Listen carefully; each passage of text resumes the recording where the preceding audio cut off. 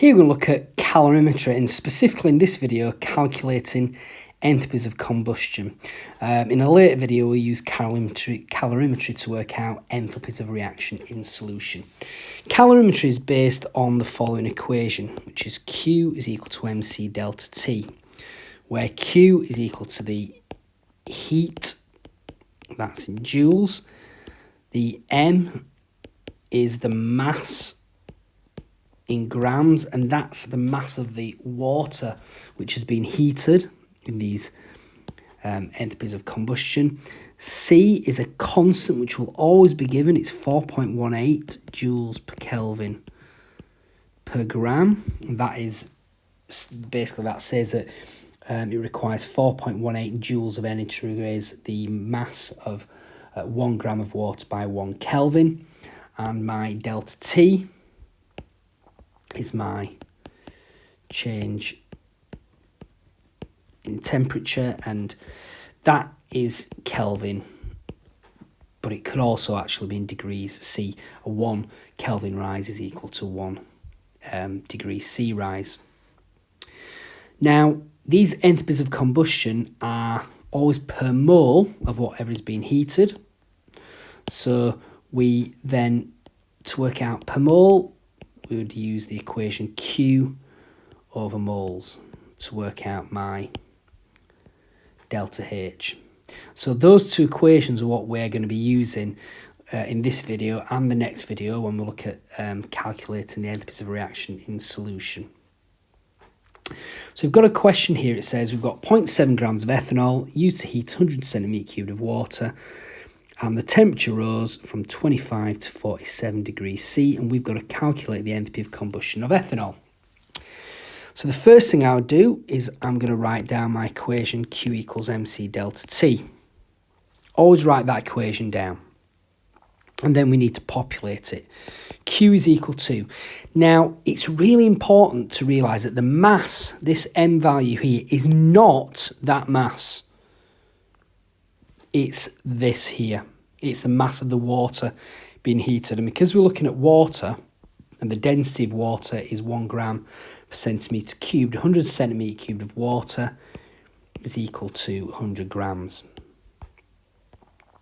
So my M is 100, C is a constant, 4.18, that will always be given in the question, and my delta T is 47 minus 25, which is 22, and that gives me 9,196 joules. So that's the first important bit of information that we need. We then need to work it out per mole. So delta H then is Q over moles.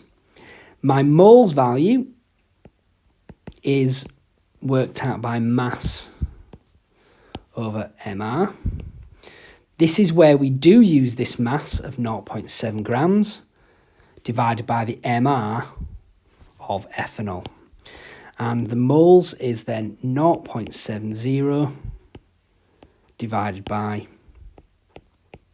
the MR of ethanol. When we add up these masses is 46.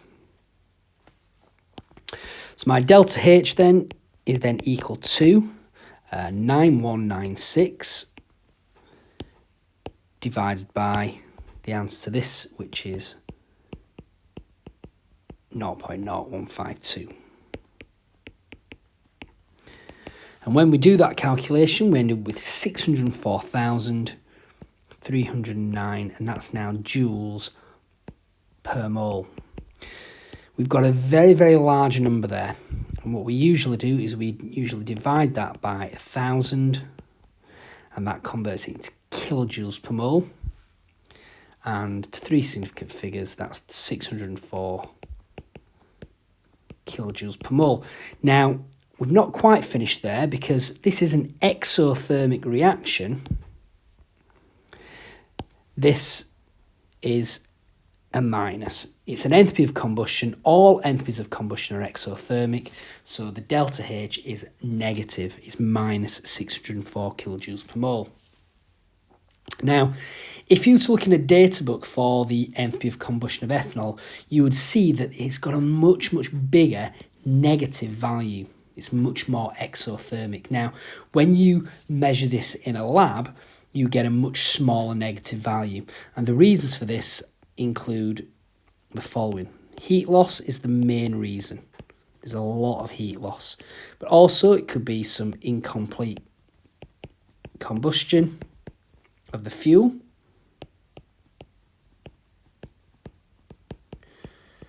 Or evaporation of the fuel.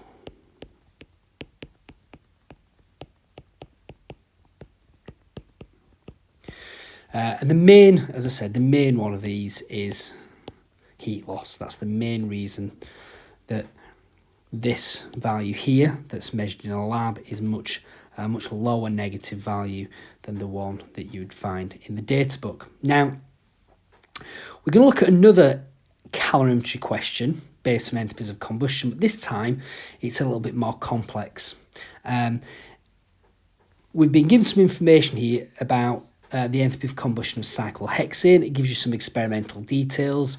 They place a pure sample of cyclohexane in a spirit burner. The spirit burner is placed under a beaker containing 50 grams of water ignited. The cyclohexane is ignited, and they extinguish the flame after a few minutes. You've been given the initial temperature, the initial mass of the spirit burner, and the final mass of the spirit burner. You've also been told that the enthalpy of combustion for cyclohexane was calculated to be minus 1,216 kilojoules per mole. And we've got to use the data that's given there to calculate the final temperature of the water. So what we're going to do then is we've got to work out in effect delta T. Q is equal to MC delta T. So in reality, what I've got to do is I've got to work out this value here. We also know that delta H is equal to Q over moles. Now, we can't work out delta T directly because we don't know Q. But we can work out Q from this equation because we've been given delta H and we can work out moles. So the first thing I'm going to do is I'm going to rearrange this equation to get Q. So Q is delta H times moles. Now my delta H value is here. This is my delta H.